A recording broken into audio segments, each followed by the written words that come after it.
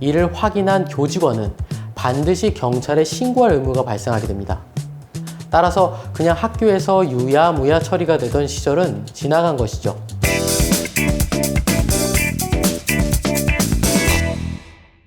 세상에 억울한 사람 없도록 법률사무소 니케 김민수 변호사입니다. 친구들끼리 놀다가 싸움을 하기도 하고 뒤에서 욕을 하기도 하고 혹은 선생님들을 대상으로 짓궂은 장난을 하기도 했고 간혹 자신이 좋아하는 여자아이의 치마를 둘치고 가는 아이스케키라는 장난을 하던 시절이 있었습니다. 하지만 이제는 하시면 안 되는 시대가 되었습니다. 이런 경우 우리는 학교폭력이라고 정의를 하기 시작했고 이제는 학교 내외로 강한 처벌을 하는 시대가 되었습니다. 내가 한 행동이 어떤 상황까지 이르게 할 수 있는지 오늘은 이 점에 대해서 확인해보고 다음 영상부터는 구체적인 범죄에 대해서 교육을 하는 시간을 가져보겠습니다.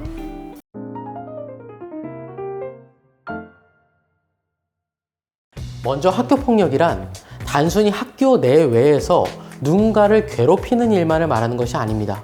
학생을 대상으로 발생한 범죄를 말하며 오늘의 주제인 청소년 성범죄 역시 당연히 학교폭력에 해당합니다.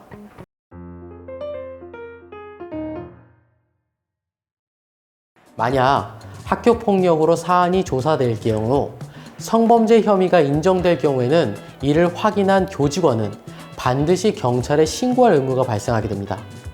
따라서 그냥 학교에서 유야무야 처리가 되던 시절은 지나간 것이죠. 일단 형사적 처벌은 향후에 이야기하기로 하고 먼저 학교폭력위원회의 이야기부터 해보겠습니다. 먼저 학교폭력위원회가 열리면 심의위에서 결정에 따라서 징계 수위가 결정되게 됩니다. 각 호의 처분은 다음과 같습니다.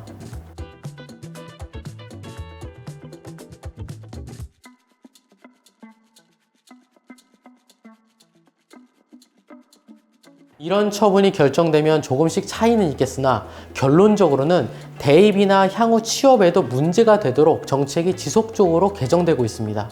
연예인들 혹은 인플루언서들이 학폭 문제로 심각해져 법도 이에 맞춰서 변경되는 추세라고 보면 될 듯합니다.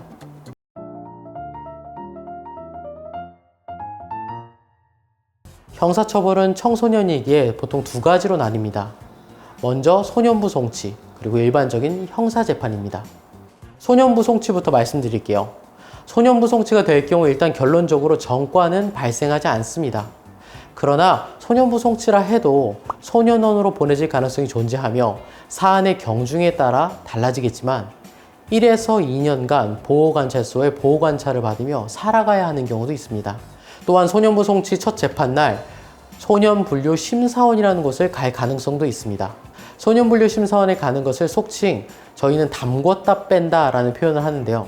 보통 2주에서 길게는 한 달까지 갈 수 있기 때문에 소년분류심사원을 다녀오면 이미 대내외적으로는 소문이 나게 될 가능성이 높고요. 자사고나 특목고의 경우에는 전학 등이 거론된 경우도 많습니다. 한 학년을 출석 일수를 다 못 채워서 흔히 말하는 한 학년을 꿀 수도 있는 상황이 발생할 수도 있습니다.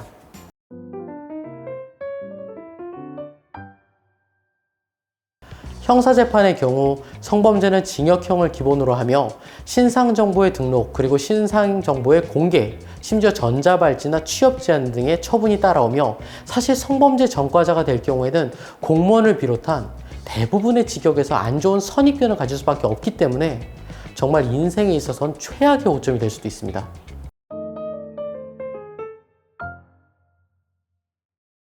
사실 아이들이 하는 행동은 정말 악의로 인하여 발생하는 경우보다는 장난에서 비롯되는 경우가 많습니다.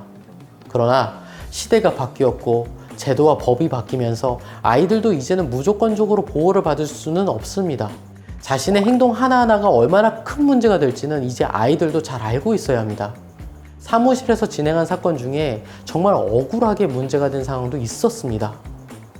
문제는 학폭위와 경찰서를 왕복하면서 아이가 심적으로 많이 힘들어지고 또한 학업 역시 완전히 손을 떼는 경우도 있어서 안타까움을 금치 못하였습니다. 정말 힘든 시간임을 잘 유의하시고 결코 이런 상황에 처하지 않도록 주의하시길 간곡히 부탁드립니다.